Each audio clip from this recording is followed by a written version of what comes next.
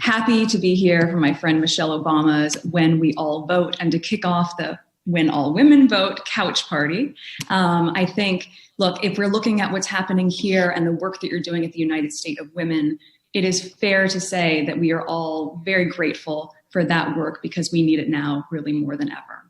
So as I was thinking about this a little bit, I thought, when I think about voting and why this is so exceptionally important for all of us, I would frame it as we vote to honor those who came before us and to protect those who will come after us, because that's what community is all about. And that's specifically what this election is all about. You know, I think we're only 75 days away from Election Day. And that is so very close. And yet there's so much work to be done in that amount of time because we all know what's at stake this year. I know it. I think all of you certainly know it. And if you're here on this fun event with us, then you are just as mobilized and energized to see the change that we all need and deserve. So I'm inspired to see all of the work that you're doing in your communities as well as for your communities. As you just mentioned earlier, you know, this week we are recognizing the 100th anniversary of the 19th Amendment, which of course gave women the right to vote, but not all women, and specifically not women of color.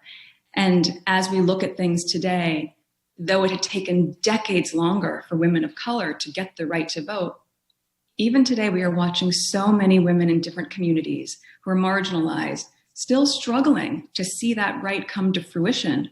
And that is, it's just simply not okay. And when we look at the attempts of voter suppression and what that's doing, it's all the more reason we need each of you to be out there supporting each other to understand that this fight is worth fighting. And we all have to be out there mobilizing to have our voices heard. So, you know, it's interesting. I think we are obviously faced with a lot of problems in our world right now, both in the physical world and in the digital world. But we can and must do everything we can to ensure all women have their voices heard. Because at this juncture, if we aren't part of the solution, we are part of the problem. If you aren't going out there and voting, then you're complicit. If you are complacent, you're complicit. And I think when we are looking at all the different ways that we can engage, we can support one another, it doesn't necessarily matter what the issue is that speaks to your heart. Maybe it's the environment, maybe it's the rights of women, maybe it's the rights of children, maybe it's healthcare, whatever it is, we can make the difference in this election, and we will make the difference in this election.